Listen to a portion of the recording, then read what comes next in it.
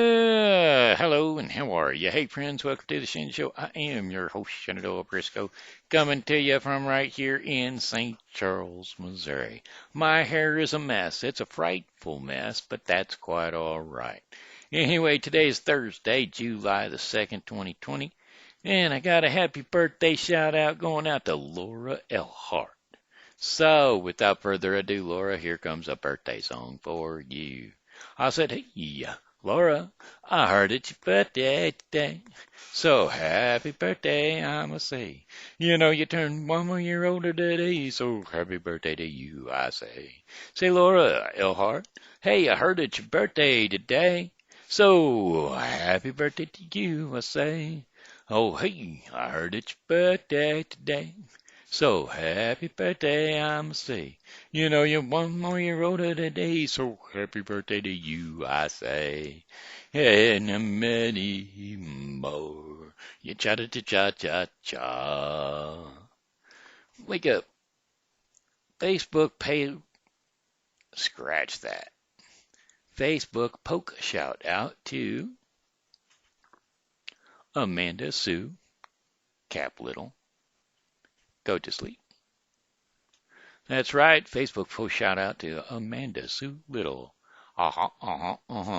Pokey friend. Hey, my pokey friend. You poke me. I am poking you. Happy Facebook Poke Day. Alrighty then. Hey, let's work our way right on into the weather. The weather forecast for tonight is thunderstorms quite likely. That's right. Partly cloudy skies early with scattered showers and thunderstorms overnight. Lows around 73 degrees Fahrenheit and winds light and variable. Chances of rain 40%. Then for Friday, July the 3rd, scattered showers and thunderstorms, highs around 90 degrees Fahrenheit, and winds east to northeast at 5 to 10 miles per hour. Chances of rain 40%. Partly cloudy skies with lows around 70 degrees overnight, winds northeast at 5 to 10 miles per hour. And then Saturday, July 4th, a few clouds from time to time, but highs around 93 degrees Fahrenheit and winds northeast at 5 to 10 miles per hour. Not looking for any rain, so that's a plus for the 4th of July. Clear skies, lows around 70 degrees overnight, winds northeast at 5 to 10 miles per hour. Sunday, July the 5th, sunshine and some clouds. Highs around 91 degrees Fahrenheit. Winds light and variable. Northeast at approximately 5 miles per hour. Mostly clear skies overnight. Lows with 72 degrees Fahrenheit. And winds light and variable east to northeast at approximately 5 miles per hour. Then Monday, July the 6th. That's right, sunny skies along with few afternoon clouds, highs around 92 degrees Fahrenheit, and winds light and variable east to southeast at 5 miles per hour. Partly cloudy skies overnight, lows around 73 degrees Fahrenheit. Winds are going to be light and variable south to southeast at 4 miles per hour. Uh-oh, we switched directions to the south. I'll bet that means the temperature's going up. And let's look at Tuesday. Tuesday, July the 17th. Or the 7th, sorry. Mostly sunny skies early. Scattered thunderstorms developing later in the day. Highs around 92 degrees. So they stayed the same. Surprise me. Winds are light and variable. Chances of rain 40%. Partly cloudy skies overnight with lows around 73 degrees Fahrenheit. And winds are going to be light and variable. And there you go. Southward winds at 4 miles per hour. Alrighty then, that being said, that's your local weather forecast for the St. Charles viewing area. Well, my new caregiver, let's see, it's 86 degrees out there right now. And boy, did it rain a while ago. I mean, over to my mother's house, it just poured down like nothing else. She had just set some stuff out to the side of the road there, to the edge of the road for curb appeal, a couple of strollers and a couple of bouncy bounces for babies and whatnot, and then all of a sudden it started raining, so she had to throw them all in her trunk. But anyway, let's see. I got a song request from my new caregiver. And I'm going to go ahead and kick that one off. It says, thank you for being a friend. Traveled up and down the road and back again. Your heart is true. You're a pal and a confidant. I'm not ashamed to say, I hope it's always will stay this way. My hat's off to you. Won't you stand up and take a bow? And if you threw a party, invited everyone you knew, well, you would see the biggest gift would be from me. And the card attached would say, thank you for being a friend. Yes, thank you for being a friend. Thank you for being a friend. Thank you for being a friend.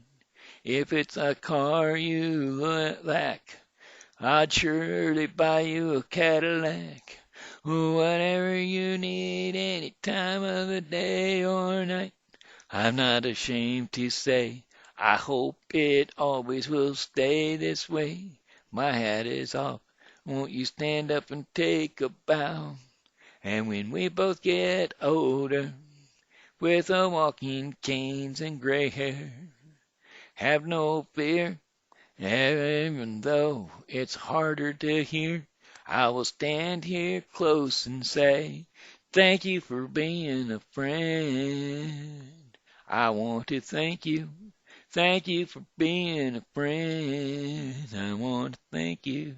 Thank you for being a friend. I want to thank you. Thank you for being a friend. All right, there you go. There, that was for Venetia. Venetia, Venetia, Venetia, Venetia. Venetia.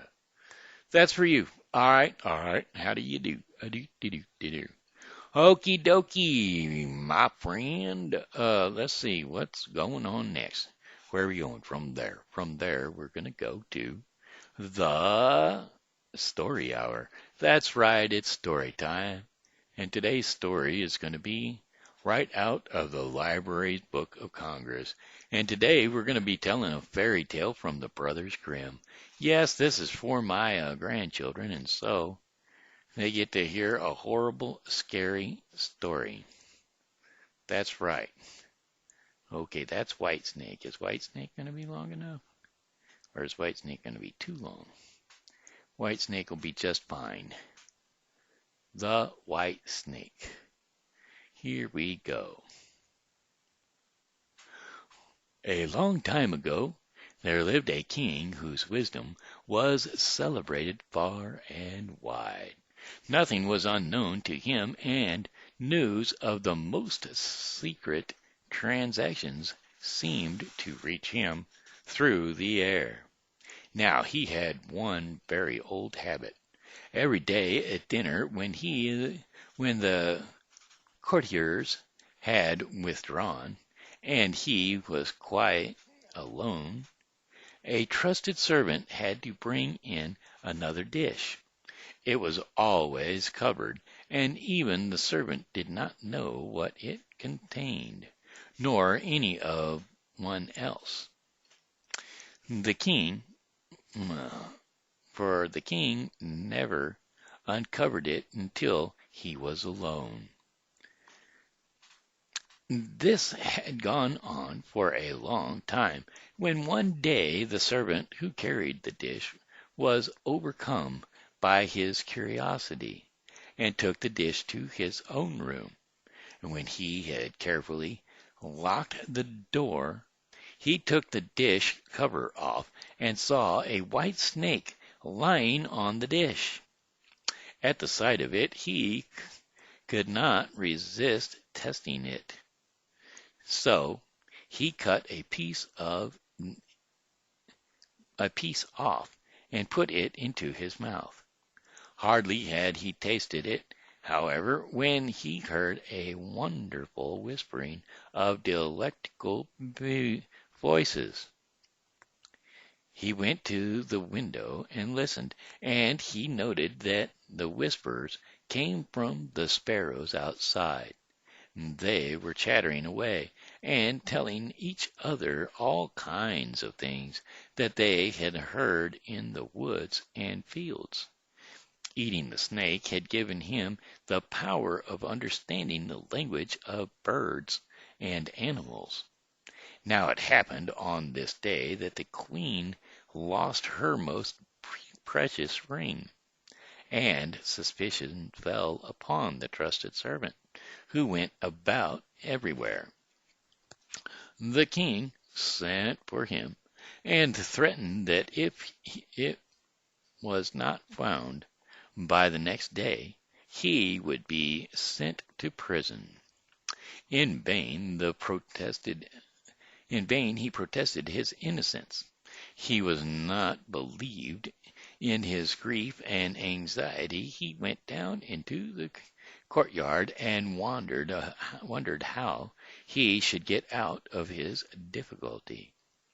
A number of ducks were lying peaceably together by a stream, stroking down their feathers with their bills, while they chattered gaily.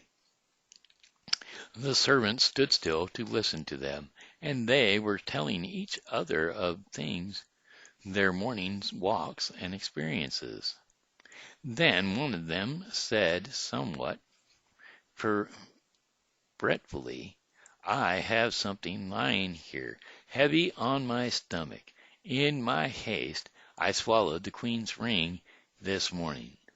The servant quickly seized it, and by the neck carried it off into the kitchen, and said to the cook, "Here's a fine fat duck. You had better kill it at once." "Yes, indeed," said the cook, weighing it in her hand. "It has spared no pains in stuffing itself. It should have been roasted long ago." So she killed it and cut it open, and there, sure enough, was the queen's ring. The servant had now no difficulty in proving his innocence, and the king, to make up for his injustice, gave the servant leave to ask any favor he liked, and promised him the highest post about the court which he might desire. The servant, however, declined everything but a horse and some money to travel with, as he went to wander about for a while to see the world. His request being granted, he set off on his travels, and one day came to a pond, where he saw 3 fishes caught among the reeds and gasping for breath. Although it is said, perishing thus miserably, the fishes are dumb, he understood their complaint at perishing thus miserably. As he had a compassionate heart, he got off of his horse and put the 3 captives back into their water. They wiggled in their joy, stretched up their heads above the water, and cried, "We will remember that you saved us and reward you for it." He rode on again, and after a time he seemed to hear a voice in the sand at his feet. He listened and heard an ant king complaining, "I wish these human beings and their animals would keep out of our way. A clumsy horse has just put his hoof down upon a number of my people in the most heartless way." He turned his horse onto a side path, and the ant king cried, "We will remember and reward you." The road now ran through a forest, and he saw a pair of ravens standing by their nest, throwing out their young. Away with you, you gallows birds, they were saying. We can't feed you any longer. You are old enough to look after yourselves. The poor little nestlings laid on the ground, fluttering and flapping their wings and crying. We poor helpless children, to feed ourselves, and we can't even fly. We shall die of hunger. There is nothing else for it. Then the good youth dismounted, killed his horse with his sword, and left the carcass as food for the young ravens. They hopped along to it and cried, "We will remember and reward you." Now he had to depend upon his own legs, and after going a long way he came to a large town. There was much noise and bustle in the streets, where a man had on horseback was making a proclamation. The king's daughter seeks a husband, but anyone who wishes to sue for her hand must accomplish a hard task, and if he does not bring it to a successful issue, he will forfeit his life. Many had already attempted the task, but they had risked their lives in vain. And when the youth saw the princess, he was so dazzled by her beauty that he forgot all danger, at once sought an audience of the king, and announced himself as a suitor. He was immediately led out to the seashore, and a golden ring was thrown into the waters before his eyes. Then the king ordered him to fetch it out from the depths of the sea, and added, "If you come to land without it, you will be thrown back every time till you perish in the waves." Everyone pitied the handsome youth, but they had to go and leave him standing solitarily on the seashore. He was pondering over what he should do, when all at once he saw three fishes swimming towards him. They were no others than the very ones whose lives he had saved. The middle one carried a mussel shell in its mouth, which it laid on the sand at the foot of the youth. When he picked it up and opened it, there lay the ring. Full of joy he took it to the king, expecting that he would give him the princesses as a reward. The proud princess, however, when she heard that he was not her equal, despised him, and demanded that he should perform yet another task. So she went into the golden garden herself, and stowed 10 sacks of millet seeds among the grass. He must pick up every one of those before the sun rises tomorrow morning, said she. Not a grain must be missing. The youth sat miserably in the garden, wondering how it could possibly be done. But as he could not think of a plan, he remained sadly waiting for the dawn which would bring death to him. But when the first sunbeams fell on the garden, he saw the 10 sacks full to the top, and not a grain was missing. The ant king had come in the night with thousands and thousands of his ants, and the grateful creatures had picked up the millet and filled the sacks. The princess came into the garden herself, and saw with amazement that the youth had completed the task. But still she could not control her proud heart, and she said, "Even if he has accomplished these 2 tasks, he shall not become my husband till he brings me an apple from the tree of life." The youth had no idea where to find the tree of life. However, he stood off, meaning to walk as far as his legs would carry him, but he had no hope of finding it.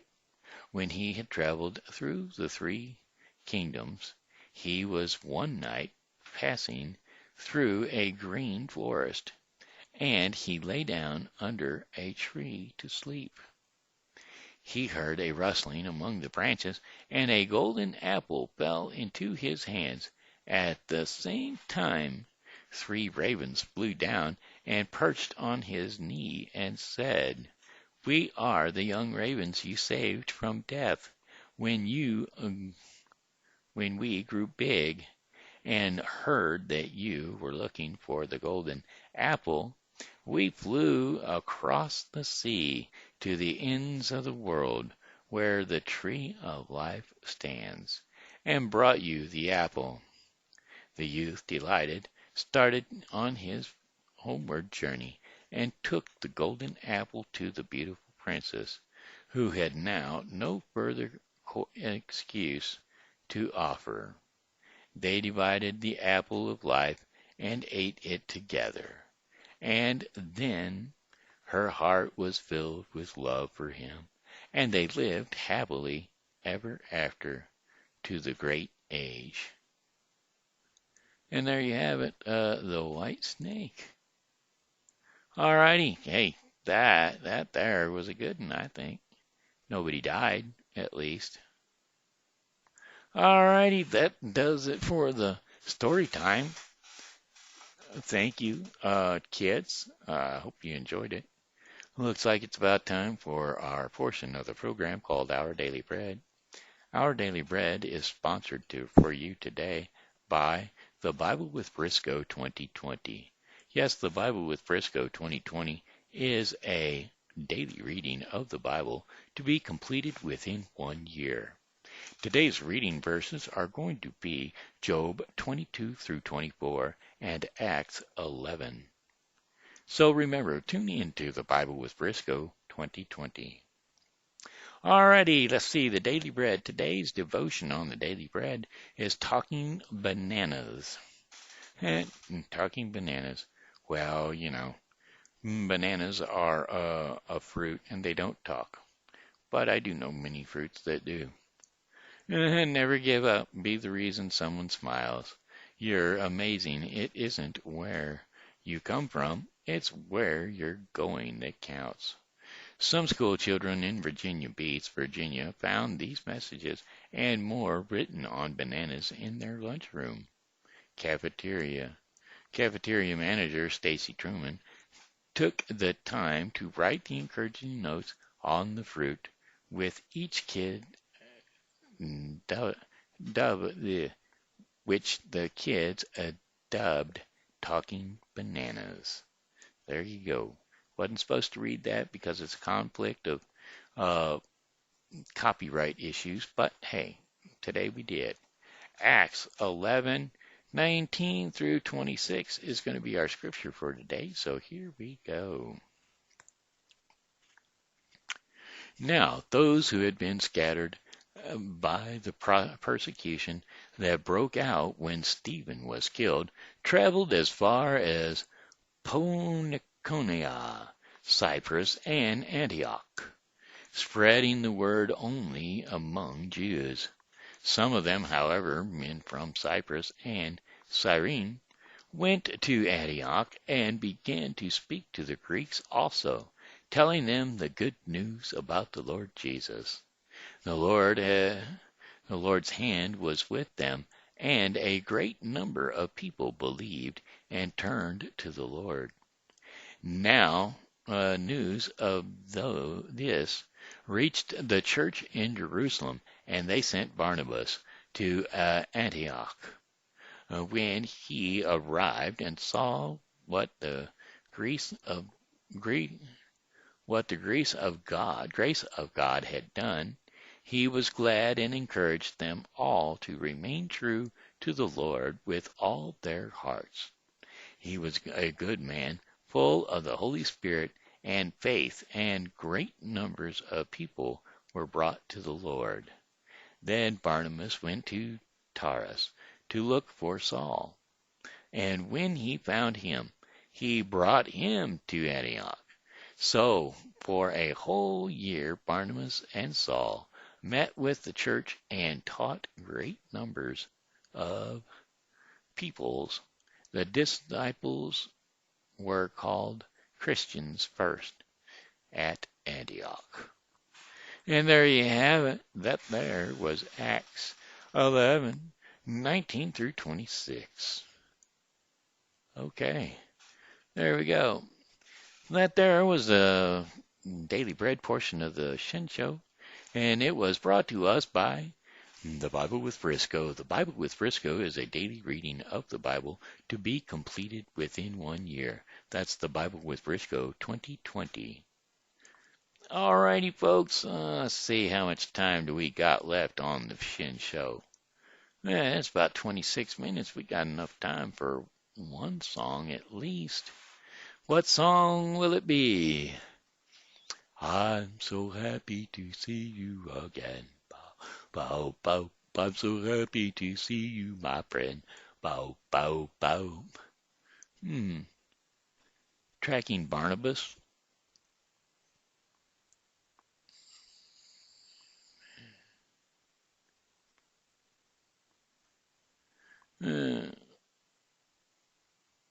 Tracking Barnaby the bear.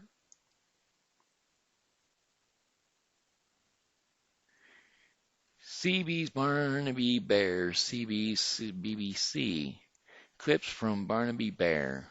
Keeping active training. Nope. Not Barnaby Bear. I don't know. Anyway, there's a bear that's trying to make its way across the United States here. And I don't know what his name is. Maybe Barnabas. Could be Barnaby. They might have tagged him Barnaby. Tracking the bear across the United States. Bear Tracker. Keep bears wild.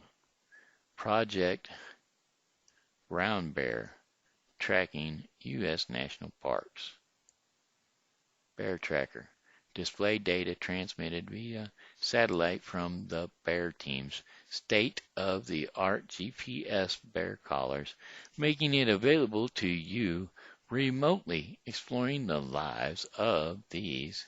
And when and where did the last vehicle bear collision occur in the park?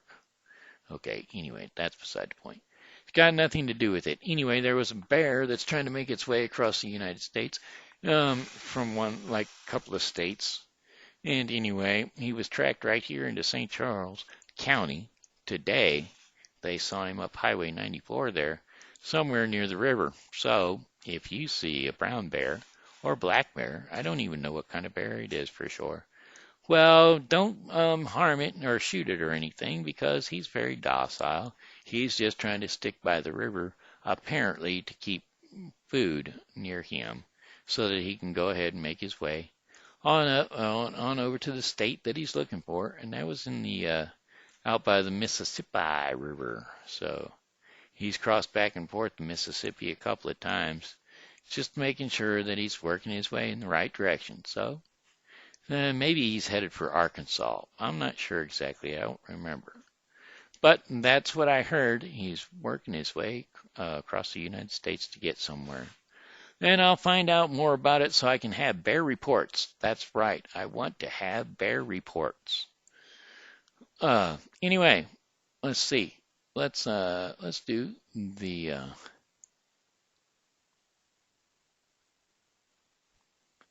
devil went down to Georgia.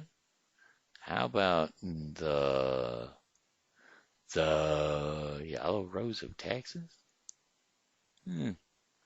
Well, that's the Yellow Rose of Texas. Song lyrics, Yellow Rose of Texas.